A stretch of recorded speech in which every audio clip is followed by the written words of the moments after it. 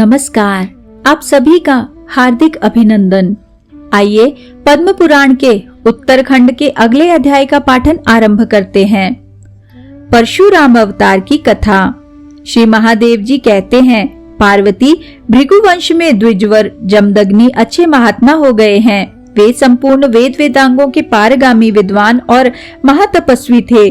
धर्मात्मा जमदग्नि ने इंद्र को प्रसन्न करने के लिए गंगा के किनारे 1000 वर्ष तक भारी तपस्या की। इससे प्रसन्न होकर देवराज इंद्र ने कहा, विप्रवर, तुम्हारे मन में जैसी इच्छा हो उसके अनुसार वर मांगो। जमदग्नि बोले, देव, मुझे सदा सब कामनाओं को पूर्ण करने वाली सुरभि गौ प्रदान कीजिए। तब देवराज इंद्र ने प्रसन्नता पूर्वक उन्हें सब कामनाओं को पूर्ण करने वाली सुरभि गौ प्रदान की। सुरभि को पाकर महातपस्वी जमदग्नि दूसरे इंद्र की भांति महान ऐश्वर्य से संपन्न होकर रहने लगे।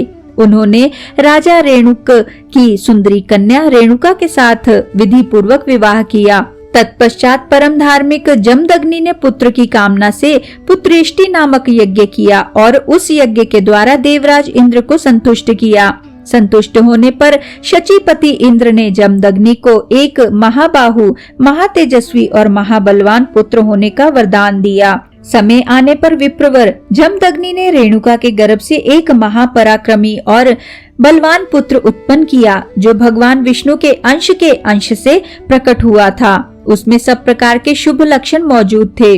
पितामह भृगु ने आकर उस महापराक्रमी पुत्र का नामकरण संस्कार किया और बड़ी प्रसन्नता के साथ उसका नाम राम रखा। जमदग्नि का पुत्र होने के कारण वह जामदग्नि भी कहलाया। भार्गव वंशी बालक राम धीरे धीरे बड़े हुए।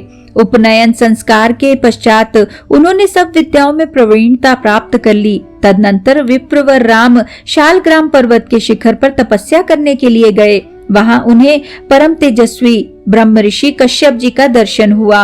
राम ने बड़े हर्ष के साथ उनका पूजन किया। तब उन्होंने राम को विधि पूर्वक अविनाशी वैष्णव मंत्र का उपदेश दिया। महात्मा कश्यप से मंत्र का उपदेश पाकर राम विधि पूर्वक लक्ष्मीपति श्री विष्णु की आराधना करने लगे। उन्होंने दिन रात षडक्षर महामंत्र का जप करते हुए सर्वव्यापी कमल नयन श्री हरि के ध्यान पूर्वक अनेक वर्षों तक तपस्या की। महातपस्वी ब्रह्म ऋषि जमदग्नि जितेंद्रिय एवं मनोभाव से तप करते हुए गंगा के सुंदर तट पर निवास करते थे। उन्होंने यज्ञ, दान आदि महान धर्मों का विधि पूर्वक अनुष्ठान किया। इंद्र की दी हुई गौ के प्रसाद से उनके पास सब संपत्तियां भरी पूरी रहती थी। एक समय की बात है राज अर्जुन सब राष्ट्रों को जीतकर अपनी सारी सेना के साथ जमदग्नि मुनि के आश्रम पर आए।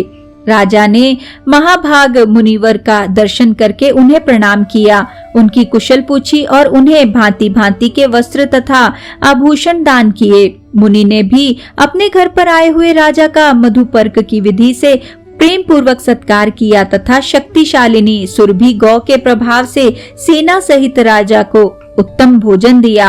राजा को उस गौ की शक्ति देखकर बड़ा कौतूहल हुआ और उन्होंने महर्षि जमदग्नि से उस गौ को मांगा। जमदग्नि मुनि के अस्वीकार करने पर है राज ने उस सबला गौ को बलपूर्वक ले लिया। तब महाभागा सबला ने क्रोध में भरकर अपने सींगों से राजा के सब सैनिकों को मार डाला। तदनंतर स्वयं अंतर्धान होकर क्षण भर में इंद्र के पास जा पहुंची। इधर अपनी सेना का विनाश देखकर राजा अर्जुन क्रोध से पागल हो उठा। उसने मुक्कों से मार मार कर मुनि जमदग्नि का वध कर डाला और लौटकर अपने नगर में प्रवेश किया। उधर राम ने देव देवेश्वर भगवान विष्णु की आराधना करके उन्हें प्रसन्न किया। भगवान ने अपने परशु, वैष्णव महाधनुष और अनेक दिव्यास्त्र प्रदान करके उनसे कहा, मैं तुम्हें अपनी उत्तम शक्ति प्रदान करता हूँ। मेरी शक्ति से आविष्ट होकर तुम पृथ्वी का भार उतारने और देवताओं का हित करने के लिए दुष्ट राजाओं का वध करो। इस समय पृथ्वी पर बहुत से मदोन्मत्त राजा एकत्रित हो रहे हैं। उन्हें मारकर समुद्र पर्यंत सारी पृथ्वी अपने अधिकार में कर लो और महान पराक्रम से संपन्न हो धर्म पूर्वक इसका पालन करो। फिर समय आने पर मेरी ही कृपा से मेरे परम पद को प्राप्त होगे।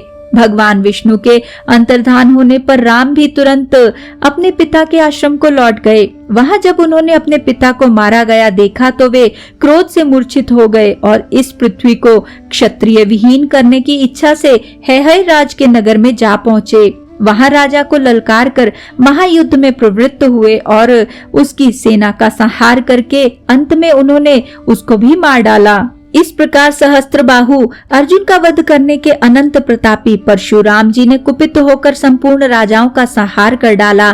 केवल राजा इक्ष्वाकु के महान कुल पर उन्होंने हाथ नहीं उठाया। एक तो वह नाना का कुल था, दूसरे माता रेणुका ने इक्ष्वाकु वंशी क्षत्रियों को मारने की मनाही कर दी थी, इसलिए उक्त वंश की उन्होंने रक्षा की। इस प्रकार क्षत्रियों का संहार करने के पश्चात प्रतापी परशुराम जी ने अश्वमेध नामक महायज्ञ का विधिवत अनुष्ठान किया और उसमें श्रेष्ठ ब्राह्मणों को 7 द्वीपों सहित पृथ्वी दान कर दी। तदनंतर वे भगवान नर नारायण के आश्रम में तपस्या करने के लिए चले गए।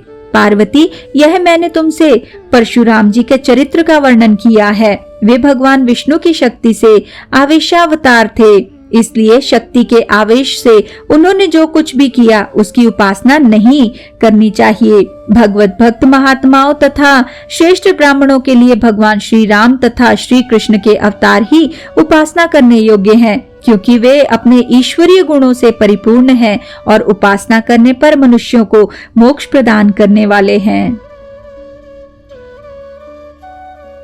इसी के साथ आज के इस सुंदर पाठन को हम यहीं पे विराम देते हैं और अगले अध्याय के पाठन के लिए हमारे साथ फिर से जुड़िएगा। आइए विष्णु जी के इस सुंदर मंत्र से आज के पाठन का समापन करते हैं। ओम नमो भगवते वासुदेवाय। ओम नमो भगवते वासुदेवाय। ओम नमो भगवते वासुदेवाय। ओम नमो भगवते वासुदेवाय। ओम नमो भगवते वासुदेवाय। ओम नमो भगवते वासुदेवाय। ओम नमो भगवते वासुदेवाय। धन्यवाद।